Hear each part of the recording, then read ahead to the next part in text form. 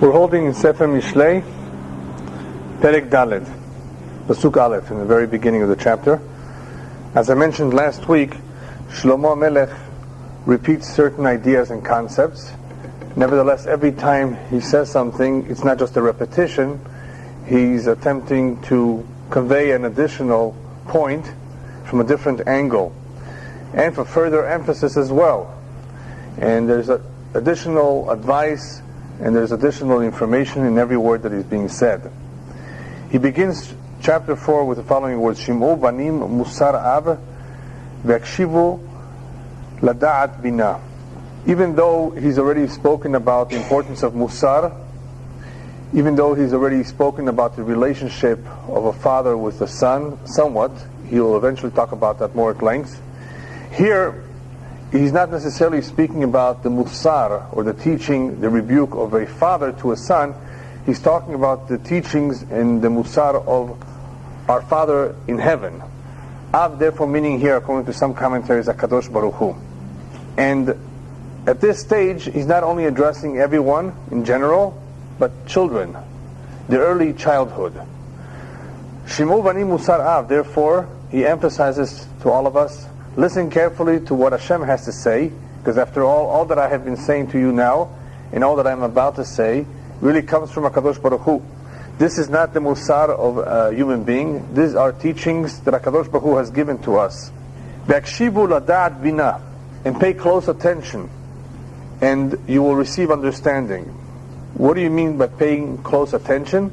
In the very beginning, when one begins to learn any subject, it may be a little bit difficult to grasp. It is difficult for children and for anybody who's a beginner. The Torah is not easy, but neither is it something like the Torah says, Lo b'shamayim himi. It's not something so difficult that it's in the heaven that's very difficult to get a hold of, to learn. But it does take time, and therefore it takes ve'akshivu. Ve'akshivu is much more than lishma, to listen. It means to be attentive, drop by drop. You may recall the story with Rabbi Akiva when he was 40 years old. It just occurred to him that he can begin to learn now. 40 years old, to begin Aleph Bet from scratch, very difficult. The older you are, the more difficult it is. Nevertheless, how was he convinced that he could begin? He sat next to a rock, a big rock, and he noticed how there was drops of water falling on the rock. Just little drops, every little drop does not have too much power. But he noticed how from all the drops, the rock has been fashioned out. Over time, the little bit of water, the few drops, were able to fashion out the rock. They were able to make a hole, a dent in the rock. And he came to the conclusion, if water which is so soft, but give it some time, and give it continuity, that it was continuous drops, it could penetrate something as hard as a rock, then the more so the Torah, which is compared to water, will be able to penetrate my head, which is as hard as a rock. So Rabbi Akiva began at age 40 to go to school, sat with the little children, until he grew to be a tremendous Talmid Chacham, a great rabbi, leader of the generation, as we know him to be, as we've heard about him. And all of that through lehakshiv. He paid close attention, word by word, drop by drop, until it eventually sank in. And that is what's necessary to be able to grasp the Torah. It doesn't happen overnight, you just don't learn it. It's not a crash course, as they say. It's something that takes time and requires ve'akshivu to acquire good understanding. From the learning of the Torah, the commentaries say one will acquire two things. He will acquire musar av, and he will acquire ladat bina. Musar av are the ethics, the good midot, the behaviors, the proper mannerisms. That is what one can receive from the Torah, as well as ladat bina. His mind will be sharpened. Jews have always been known to be sharp. Where does that sharpness come from? Because they've been occupied in the study, in the analysis of Torah. So the Torah not only imparted on them the knowledge, not only showed them the right way and the right midot, but also it sharpens the mind. So that is a direct result of the close attention and continuous learning of the Torah. He goes on to say, the next pasuk, Ki lekach tov natati lachem torati al ta'azovu. This is a very famous pasuk that is quoted many times. The Kadosh Baruch Hu, in speaking to us, reminds us that this is a good merchandise that I gave you. It's the best merchandise in the world. It's a lekach tov. It's a good acquisition. It is something worthwhile your time to pursue. And who is telling this to us? Hashem, nobody else. Hashem is telling this to us, that it's a lekach tov. And therefore, since He is testifying, it's worth our time to pursue this. And torati al ta'azovu. And once you've acquired it, once you have it in your hands, don't let go of it. Why does He call it something good? What is good? So we've explained in the past, something which is good, in Hashem's terminology, means something which is complete, something which is perfect. Because in human terms, what is good for me may not be good for you. Because good in human terms is something relative. What is the ultimate good? What Hashem says is good. When Hashem created the world, He says about just about anything that He created, this is good. Hashem saw that everything was good. Why does He have to tell us this is good? What difference does it make? And that is to remind us that everything that Hashem made in the world has a purpose, even the small ants, even the termites, and the cockroaches. They're all good. They all have a purpose. That's why they were created. So anytime Hashem says something is good, it means that it's perfect, it has a purpose, it serves some purpose.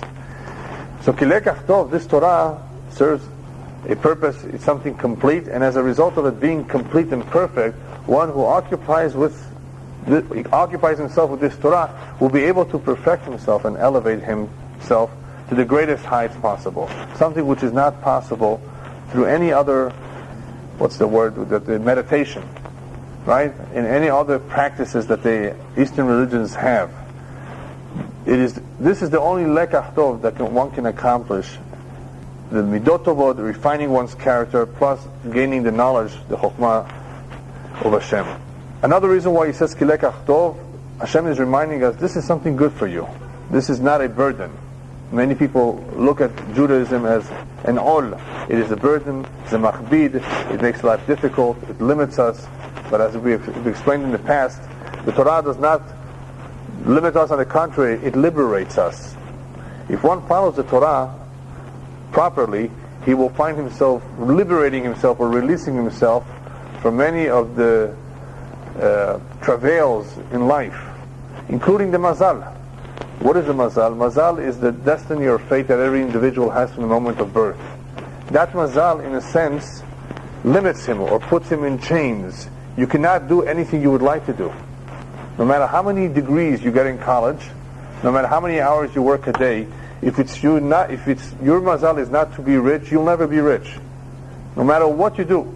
If your mazal is to be rich, then even if you don't know how to write your name, you're going to be rich. You're going to find the money in the street. Somebody's going to give it. It's going to happen one way or another.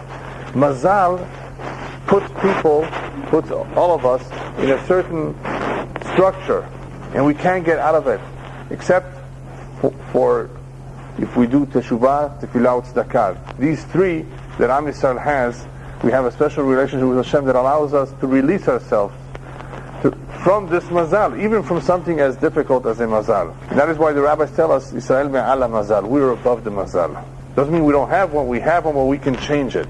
So the Torah is not limiting, it does not make life difficult. On the contrary, it frees us, it releases us. We're b'nei chorin, we're free men as a result of having the Torah, as long as we fulfill the Torah.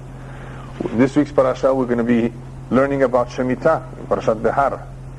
An incredible phenomenon, an incredible testimony that the Torah was given in Hashemayim. Who else would make such a promise that if you keep the 7th year, you will be blessed with 3 years of crop? After all, if you don't work a whole year, how will you have food? Hashem says, don't worry, I promise I will give you for the 6th, for the 7th, and for the 8th. 3 years! Am Yisrael was able to see this come true so many times. Proof that Torah is min Hashemayim. Moshe would never have made such a promise. Just imagine if 1 year this would not come true. They would have given this up. This is not true, they would have said. Chaz v'shalom. As long as they kept the Shemitah, they saw the blessing of the Shemitah. They saw that Torah was given min Hashemayim.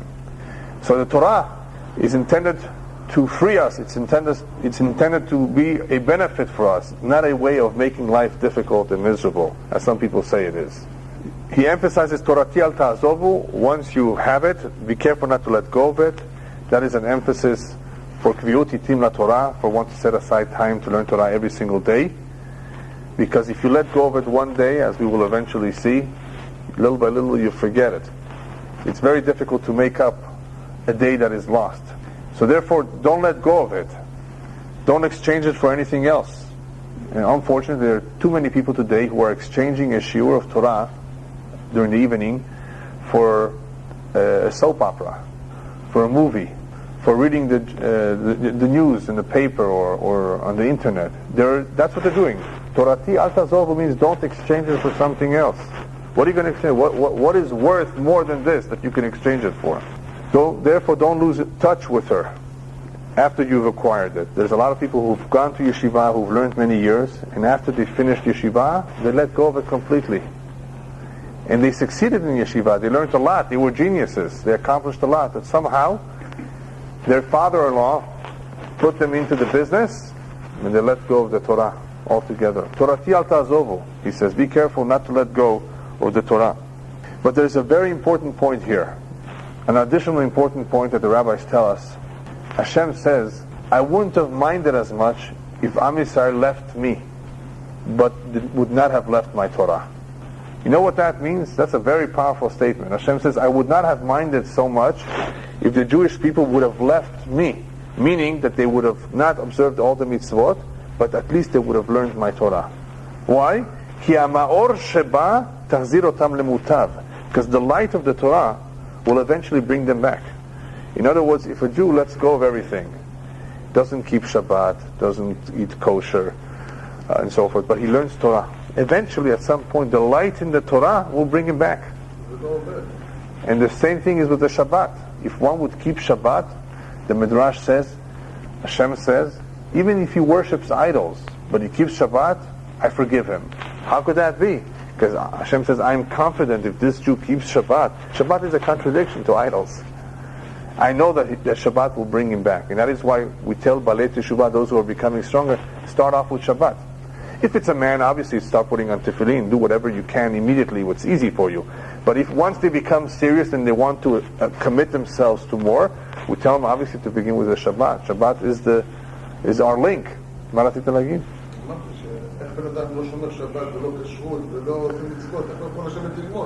No, I didn't say that if he doesn't keep anything at all whatsoever, how could he sit and learn? Obviously he wouldn't sit and learn either. But what it means is Hashem says, even if they would not be so close to me, in other words, they wouldn't keep many mitzvot, but they would sit down and learn some Torah, they would come to a shiur, they would not show disrespect for the Torah. They would listen, they would be willing to listen to the Torah. The Torah has that potential of bringing them back, l'achzirotam b'teshuvah. So that's a good beginning, in other words. Let these individuals who are so distant come and listen to a shiur, hear a tape of Torah. The light of the Torah will eventually bring them back. So that's why Hashem says, Torati al ta'azovu, don't let go of it. I wish I would have preferred you let go of me, Hashem says, as the rabbis mentioned it in the Yerushalmi, but don't let go of my Torah. Because the Torah has light in it that can bring back even those who are very distant. He goes on to say, Kiven hayiti le'avi. Shlomo Melech says, for I was my father's son, Rach v'yachid lifnei imi, tender and the only one in the sight of my mother. In other words, I was young and tender. I was a child once too. Shlomo Melech is saying that. Why is he telling us this? Because many people say, don't make it hard for children. Right? We're talking a lot now about children. Don't make it hard for them. Eventually they'll learn. Don't give them so much to learn right now. It will be too difficult for them. Obviously you can't give them too much. But Shlomo Melech says, I was also once young and tender, and on the contrary, it didn't harm me, it did only good to me. Look what has happened. In other words, he's pointing to himself. I went through this too. So don't ever think that it's too much for a child. He's having to go through secular studies, he has to learn math and history and literature and all these things, and he has to learn Gemara and Chumash and Halacha and Tanakh and all this. How much? The rabbis do tell us, of course, not to overdo it depending on the age. We have to know how much to give a child depending on his own abilities. But it doesn't mean that you shouldn't give him at all just because he's a child. Shlomo says, I was once a child too, and I can tell you those were the best years. Why? Because whatever you give a child will always remain with him for the rest of his life. So don't use that excuse not to give a child. He's only a child. What do you want from him? No. By the way, it's our responsibility as parents or as Jews. If we see a child doing an avera, even though he's under the age of bar mitzvah, we still have to pull him away from the avera. No, he's only a child. Never say that. It's important what the child sees, what the child learns while he's a young boy. He's very impressed by what he sees and hears. And that is the time to give as much as possible to him. And our attitude should not be he's tender and young and we shouldn't have to be so hard on him. What he says by these words is that it's true that when one is younger, one is tender, that it's not as easy, it's difficult. As they say in Hebrew, kol ha'atchalot kashot, all the beginnings are difficult. But eventually, one is able to overcome those difficulties. It doesn't mean just because it's difficult, you'll never be able to do it. Everything is difficult when you first start. But eventually, you will be able to overcome any difficulty. Next pasuk. Vayoreni, vayomeli, yitmoch devarai libecha, shemor mitzvotai v'chayeh. He taught me also, I'm translating from the English here, and he said to me, let your heart retain my words, keep my commandments, and live.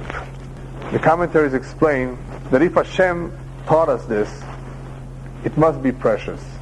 Because we are precious to Him. Since we are precious to Him, since we mean so much to Him, would He give us something which is not precious? Would He just give us something which is unimportant? If we are precious to Him, then whatever He gives us must be precious too. Rabbis learned from this pasuk, the famous tradition that we have, that all this learning is taught to us when the baby is in the mother's womb.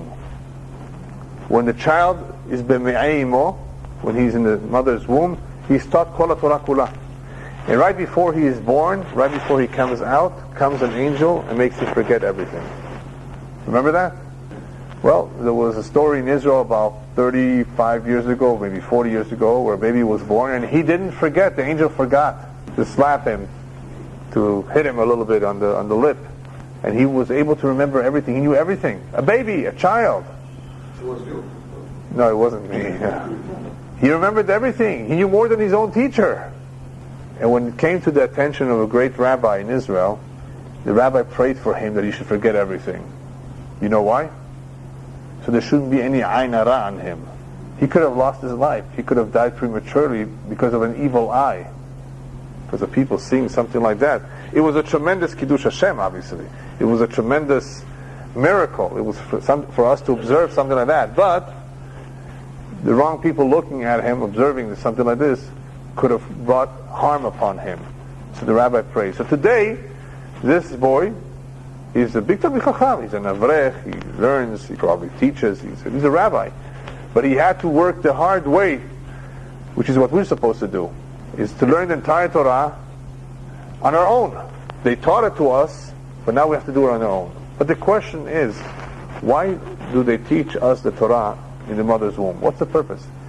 If they're going to make us forget it anyway, then why teach it? Why make us forget it? So one of the blessings that we say when a child is circumcised is Shekidesh Yedid Mi Betin. Hashem sanctified the child from the mother's womb. He's already holy from the mother's womb. How? By teaching him the Torah. The Torah, all it is a tool to survive. We're going to be exposed to so much tum'ah, to so much between, to so much temptations from the Yetzer Hara throughout our life, that we need to have strength, we need to have the tools. And therefore Hashem gives us the tools in the mother's womb. He already prepares us. He already ingrains it in our neshama. The desire to want to learn Torah, the kiddush, the desire to go after that which is holy. So we are given the tools. We are therefore given the desire. And once a child is born, or I should say right before he is born, they remind him and they make him swear, be a tzaddik. Remember to be a tzaddik. Remember we taught you all this Torah. You're about to forget it, but you have to learn it on your own. And everybody is given the ability to be able to do so.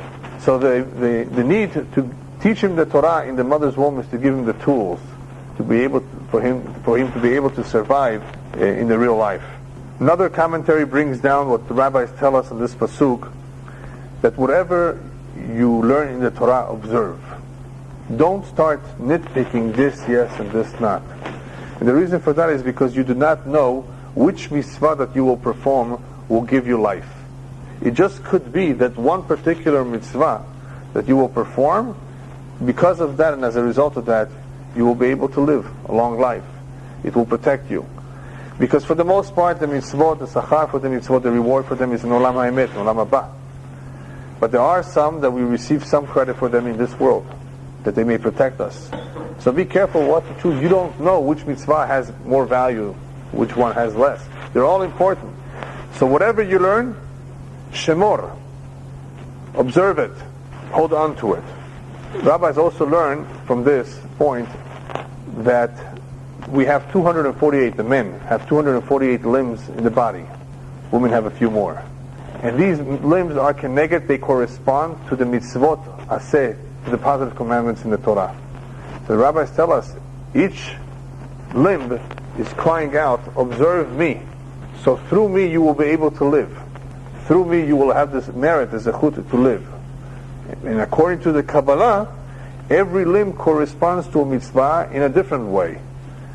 That every limb in the human body receives its life, its sustenance from the performance of one mitzvah.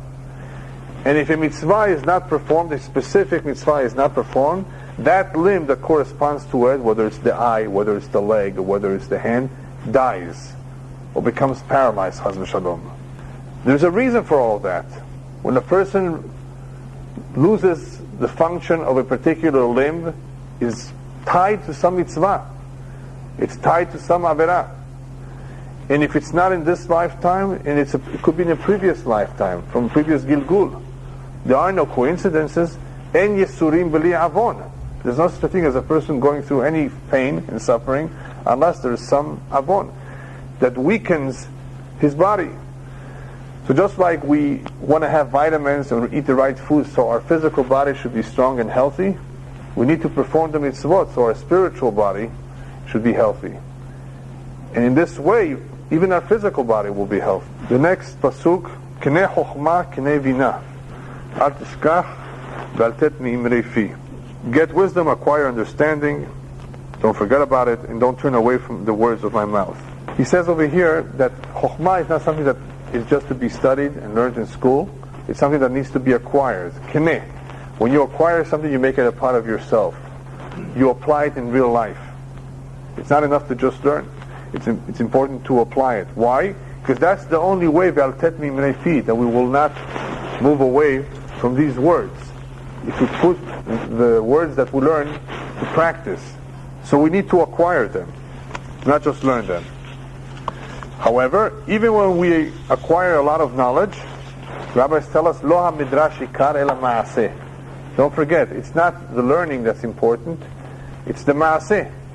However, gadol ha-talmud shemevir de ma'aseh. Even though the learning is not the most important, it's the actual putting something to work, practicing it. Nevertheless, gadol ha-talmud shemevir de ma'aseh. Learning is important nevertheless because that is what leads one to do. If we would not learn, how will we know what to do? So even though learning is important, practice is more important. But learning is very important because it is what leads one to practice. Next pasuk. Al ta'azvea v'tishmereka, ehavea v'titzereka. Don't leave her, don't forsake her, and she will preserve you. Love her, and she will keep you. This is a very powerful point. The Torah has the strength, the ability to protect and to watch over us. There are two words here, tishmereka, and titzereka. Titzereka is much more powerful. And the rabbis learn from this, it's brought down in the Gemara, that the Torah is much more powerful than any mitzvah by itself. Ki Torah magna u'matzla. What that means is that Torah protects and saves. It protects one from all the puranut, from any major calamities in the world, any major disasters, any major troubles. One who learns the Torah, supports the Torah, has that protection surrounding. And it's matzlah, it saves him or protects him from hata'im, from the Yetzer Hara. But the Gemara says the only time the Torah has the ability to do both, to protect and to save, is so long as one is studying the Torah. As soon as he walks out the door, the Torah is magna. The Torah, in other words, will continue to protect him from all sorts of troubles, but no longer matzlah, no longer save him from the Yetzer Hara. In other words, he can cool off from the Yetzer Hara while he's learning Torah. Once he steps out the Bet Midrash, no guarantee. But at least he has Magna, at least Torah Megina alav. She will protect him. Whereas the mitzvah does not have that same capability. A mitzvah is limited to a specific time. For example, mitzvah tzedakah, according to the Kabbalah, has protection for 1 week. You perform today tzedakah, you weren't cheap about it, not 50 cents. Real tzedakah, you really helped somebody. For an entire week, you have protection. Because the Kabbalah says there is a roshem on the metzach, on the head, on the forehead of an individual who did tzedakah, and that roshem, that impression lasts for 1 week. So no angel of a bad angel can cause him any harm. It doesn't matter how much you give? I told you, you can't give 50 cents. It has to be something significant that you really were able to help someone. That's called tzedakah. I mean, even though you fulfilled the mitzvah by giving a quarter too, it does not have the same clock as when you actually made a poor man feel good. You helped him out. You were really able to make a difference in his life. That mitzvah, of course, has much more power than just giving a quarter in the pushka, in the box. Rabbi, how long does the Torah provides the physical security? We leave this class tonight. Yeah. Does it protect you to go home? Of course. Protect you tomorrow morning? Yes, of course. It continuously protects you as long as you are continuous in your kaviyuti team, in your routine of learning every week. Then it's almost indefinite. Just coming to one class, for example, in other words, that Sure. will give you that protection? Yeah, but it's all relative, obviously. If a person learns 1 hour a week, if a person learns 10 hours every day, obviously there are different levels of protection, and we don't really know how the levels work. But we do know that protection is continuous, at least at a certain level it is. Next pasuk. Rashit Chochmah, Kineh Chochmah. The beginning of wisdom is get wisdom. Ubechol kinyanecha kineh vina. Therefore, use all your means to acquire understanding. Shlomo Melech is telling us, Rashit Chochmah, Kineh Chochmah. The beginning is, go ahead and do it. What does that mean? A lot of people talk about doing something, and they don't end up doing it. Everything is mañana, they'll eventually do it. Rashit Chochmah, if you want to begin, just start right away. And the Kabbalah mentions something very, very powerful. That from time to time the neshama is inspired. The neshama, all of a sudden, an individual feels like he would love to do something. He would love to do a mitzvah. He's in a good mood. So the Kabbalah says, on that moment, go ahead and do something immediately, because those feelings of inspiration, those good feelings, may not come back so quickly. Somehow that neshama was awakened at that moment, and that is why she feels so excited to do something. All of a sudden, I want to help someone. You want to do something. It comes. For example, we have another tradition in the Kabbalah that on Rosh Hashanah and Yom Kippur, if one begins to cry, all of a sudden out of the blue he sheds tears. It is a siman, an indication that at that moment they're judging him in heaven. His neshama is being judged at that second. So the neshama is steered, is moved at certain times. And if it's moved to do something good, take advantage of that moment, of that special moment, and go ahead and do the mitzvah at that moment. So the same over here, begin to learn one pasuk. A lot of times, this is a very important point, a lot of times people say, okay, next week I'll have time, I'm going to sit down. Tomorrow I'm going to come to the shul to work. Today I don't have the time. But today is your regular time. And let's say you have a good excuse. What's the good excuse? Your mother-in-law is coming, and you have to pick her up to the airport, otherwise your wife will be very upset. What do, Yoram, if your mother-in-law is coming? Leave to China. Yeah, you send a limousine with flowers, and you say, I'm sorry I couldn't pick you up, but I sent you a limousine with flowers. Yeah. You don't cancel your shiur, but let's say you have to give up your shiur. Let's say you have to. Sit down and learn one Mishnah. Sit down and learn one halacha. Don't give up that kviyut. Don't let go of that special moment. Rashit Chochmah, Kineh Chochmah. Go ahead and do it. Start now, even though you're not doing that much. Do something. Something is better than nothing. Once you start the wheel moving, then it will pick up. It will pick up steam, as they say. And next week it will be easier and easier and easier. But if you don't do even a little bit, if you don't move even one step, then next week there's no guarantee. There'll be other problems. There'll be other things that will take away your time, and it will never be done. So if you have a good idea, or if you want to start learning something, start even with one chapter, something. Reshit chokhmah knei chokhmah, do it immediately, acquire something. Acquire meaning buy yourself one halacha, just one. You've bought yourself something. The main thing is to begin. As the rabbis tell us, v'kovetz al yad yarbeh. 1 penny at a time, small change makes big change, they say. So all it is 1 penny. But eventually all those 1 pennies accumulate.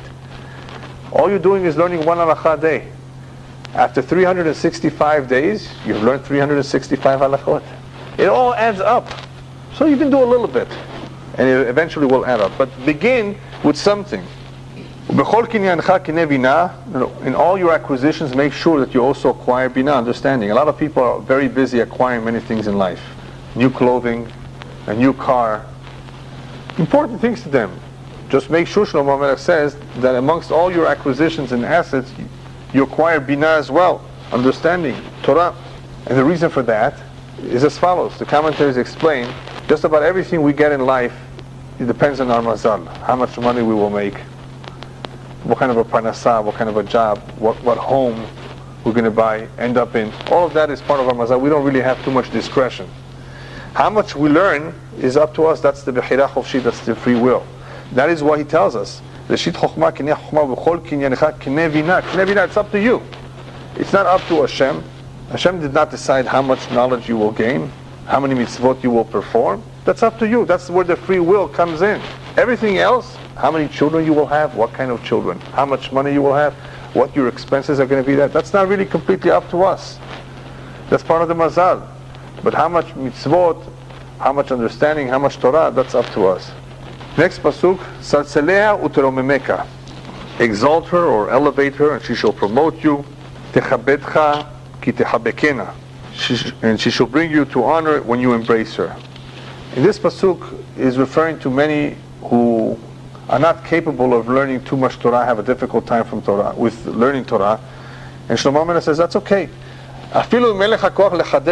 Even though you may not have the ability to, lechadesh means to come up with chidushim, with new understandings and interpretations of what the rabbis say in the Gemara, a deeper understanding. Even though you're not able to go into depth in the Torah, but elevate the Torah and embrace her. In other words, don't let go of her. Show her some kavod. Not everybody is able to become a great, knowledgeable chacham. But nevertheless, give her the kavod, the proper kavod to the Torah. When we see the Torah coming out, we stand up. We kiss the Torah. We give her the proper kavod. If we do so, it will give us the proper kavod. And part of that kavod is, as we said earlier, is the kivyoti team, is the setting aside some time to learn Torah. Whether it's 5 minutes, 10 minutes, a half an hour, but you never miss it. I've taken upon myself to learn every night before I go to sleep, even for 3 minutes, one Mishnah. I used to learn other things. I started Mishnayot in the past 10 years or so. Even if it's 3:30 in the morning and I'm very tired, I open up that one Mishnah. One Mishnah at least. Why? Because it could happen that on that day, because I was flying, because I was somewhere, I didn't sit down and learn. In order not to let go one day with not at least one Mishnah, I made that a commitment. And it's sometimes very difficult because your eyes are closing and it's very late and you very much want to get into bed and just go to sleep. No, but you made a commitment, you keep it. And it's one Mishnah. How long does it take one Mishnah? It can take a few minutes. Yes? You said that learning Torah, you have a hira chofshi to learn Torah. So what happens to the boys, the opposite of what you just said, who want to learn Torah all the time? Their behira chofshi is, I'm going to be a full-time learner. What happens to the mazal for parnasa, Rabbi? It's basically disappeared because they've made a free will choice to learn Torah. So they're not going to have any parnasa. No, everybody has parnasa. Hashem takes care of all His creation, even the little ants, as I said before, even the termites. Any creation that Hashem made in this world has a purpose, and Hashem takes care of them. So if Hashem takes care of all these minor creations, the more so the crown of all creation, which is the human being, and He will provide for him. Now, if he wants to live a life where he is satisfied with very little, that's fine. In other words, if he wants a little bit more, he may have to do a little bit more. In other words, there is some leverage, and there is some leeway and flexibility of what a person wants to do, but nevertheless, Hashem does not abandon him at all, completely. He will provide for him one way or another, either through an allowance from the Kolel, or he will make sure that the father-in-law is able to support him, or somehow his parents will have the means to help for a number of years, and eventually, he will do something with himself. His wife will help out. Every situation is different. If one really is eager to study Torah and he's a sincere boy, that's the best son-in-law you can ever, dream of having. And any father who's serious about Torah would be proud if that's what his son wanted to do. However, the rabbis still tell us to, after a number of years, to go out and use all that knowledge that we've gained and share it with others, if that is what you're able to do. So be productive too. Don't just don't keep all that good that you've learned for yourself. Share it with others. Can I ask something? Yeah. About the mazal that you said. Yeah. How can we know when the mazal is coming, or maybe we pass the mazal, or what we have to do to bring the mazal? Some of them they want to get married, some of them want to be rich, some of them want to get some things. So there is limit, there is a time. What people have to do? We can say maybe. Well, most people do not know what kind of a mazal they have, and therefore they have to try their best. But you cannot overdo it.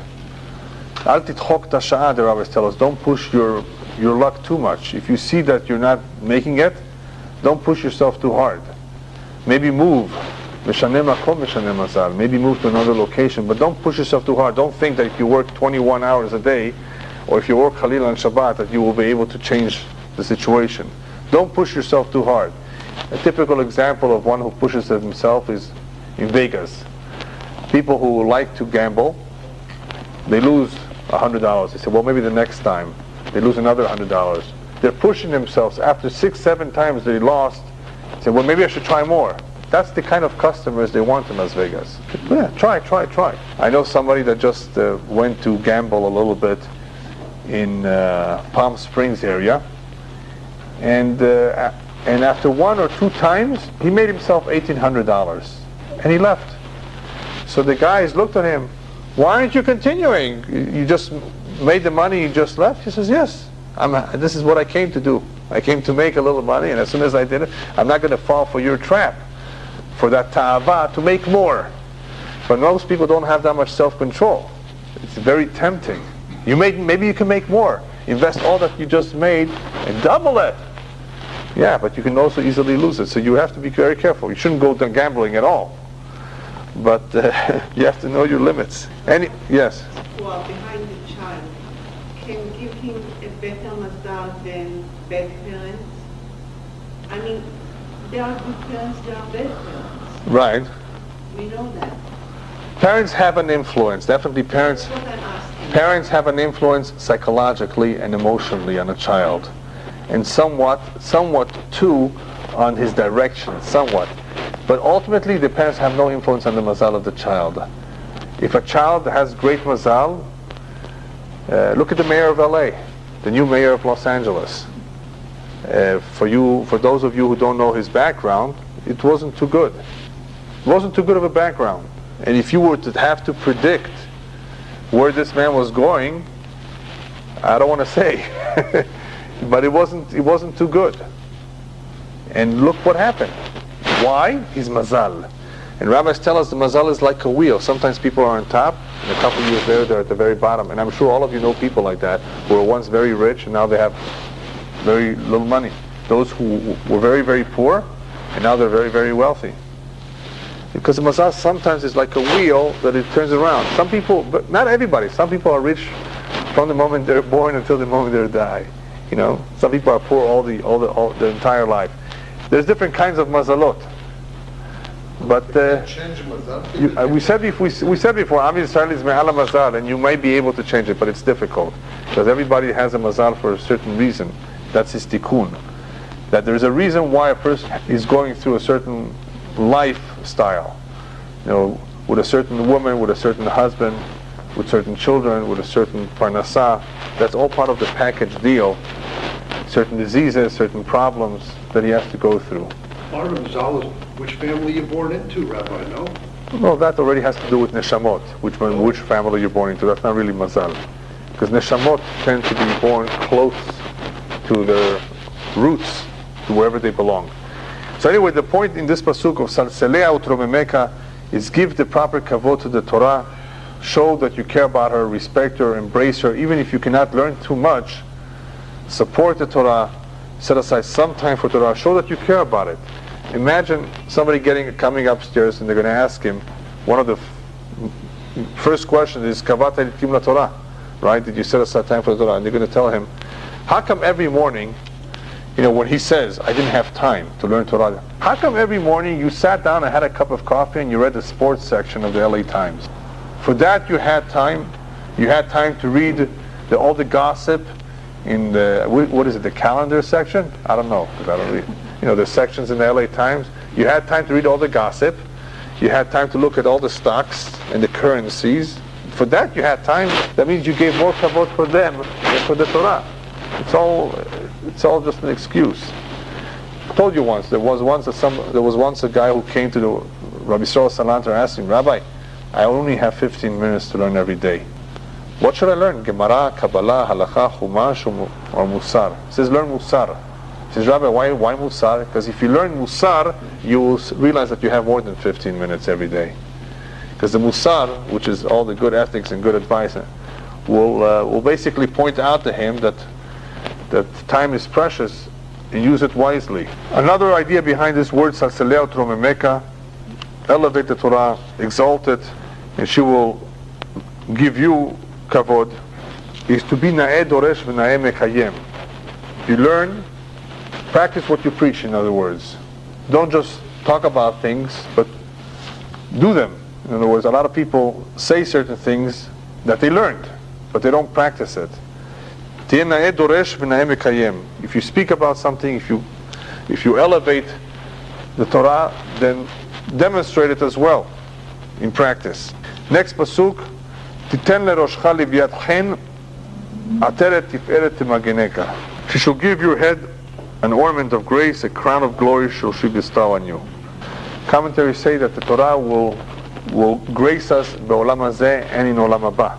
That is one of the meanings of this pasuk. That it's something that we benefit from in this world as well as in the world to come. It speaks up for us. But another idea is that we're talking about the crown of Torah. As you know, there is the crown of Kehuna, that only the Kohanim have that crown.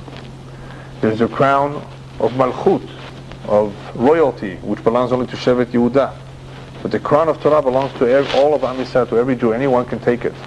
Anyone can put it on.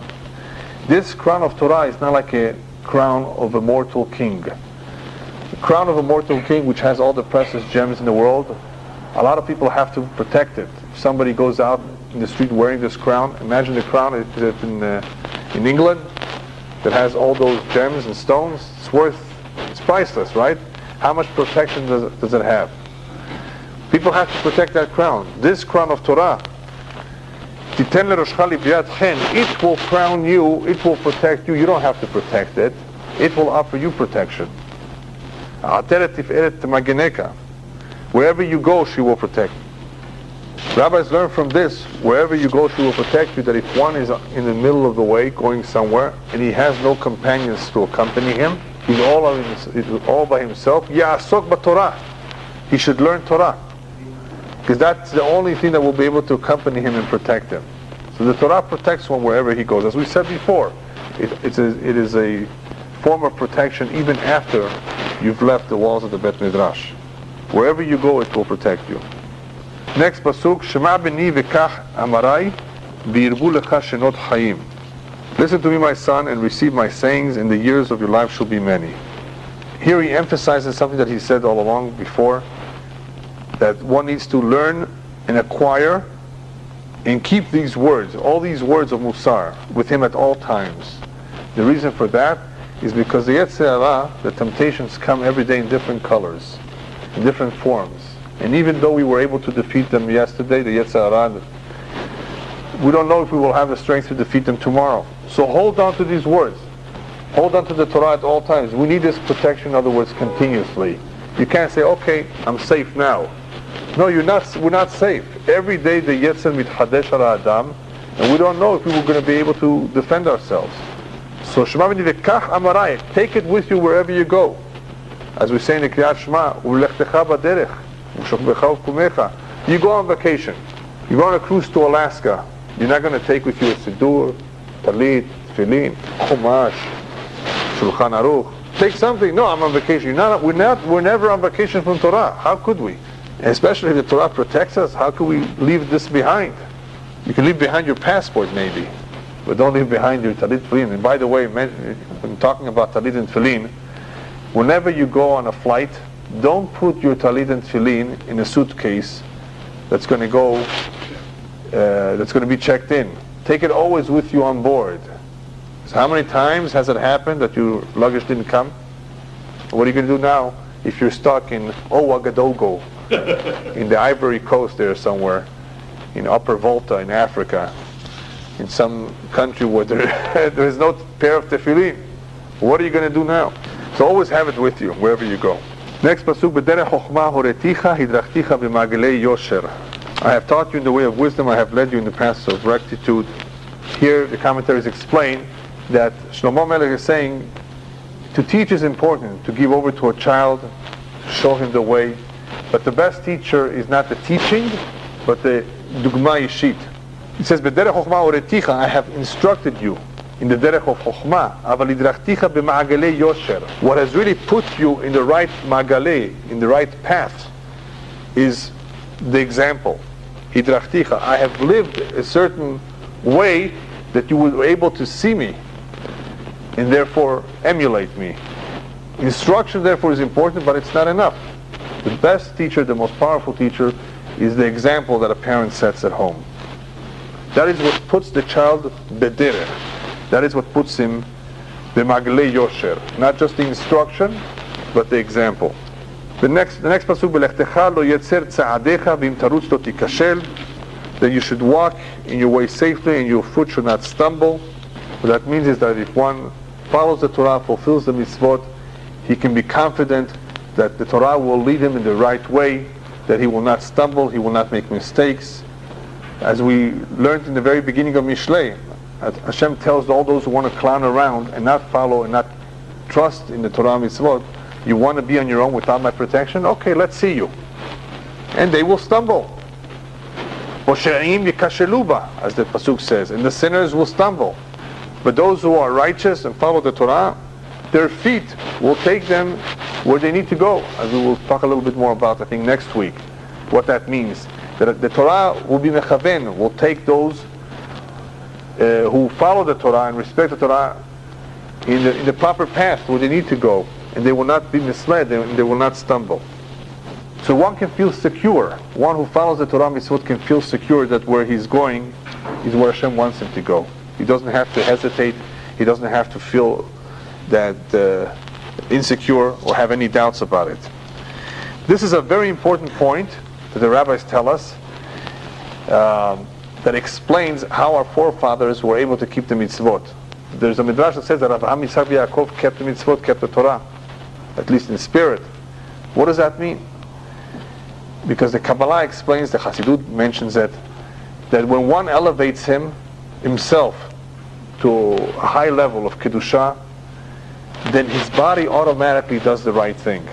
He automatically will do the right thing. His limbs and his organs will automatically do what they need to do. They will not falter. They will not make any mistake. For example, one who's very careful with eating kosher food, Hashem will make sure that he never makes a mistake. By mistake, he puts something non-kosher in his mouth. It's impossible. He's always careful, then Hashem will protect him. One's limbs, one's body will do automatically what is correct and what is right. He will not go or step into a place where he's not supposed to step in. The body moves automatically and does and acts according to the Torah. Abraham, Yitzhak, and Yaakov were so elevated that they did automatically what Hashem would have expected them to do. What was right and correct according to the Torah. Even though they didn't learn the Torah, their bodies did it automatically. They did what was right. Last pasuk, Ahazek b'musar al teref nitzereha ki hi chayecha. Be not afraid of sudden fear. No, that's the next pasuk. The translation is, take fast hold of instruction. Let her not go, keep her, for she is your life. What he's talking about is hold on to Musar. We've spoken all along about Chokhmah, about wisdom and knowledge. But one cannot just learn wisdom and knowledge without learning Musar. Don't let go of Musar, because that is what will protect you. That is what will give you strength to overcome the Midot. As the Gaon of Vilna explains in this pasuk, that working in a Midah can be a job for a lifetime. To break a Midah, a certain characteristic, is not easy. But the only way that can be accomplished is with ahazek b'musar al teref. Don't let go of Musar. So even though we've spoken about the importance of learning Torah, of acquiring Chokhmah, the rabbis remind us that echeretz kadma la Torah. That echeretz, proper behavior, good midot, a good relationship between a Jew and his fellow Jew, is more important than anything else. It comes first. And the only way one can work on that, and one can perfect his relationship and work on his midot, is through a hazek b'musar. Hold on to Musar and don't let go of it. So Bezat Hashem, we'll continue next week with the rest of the Perek.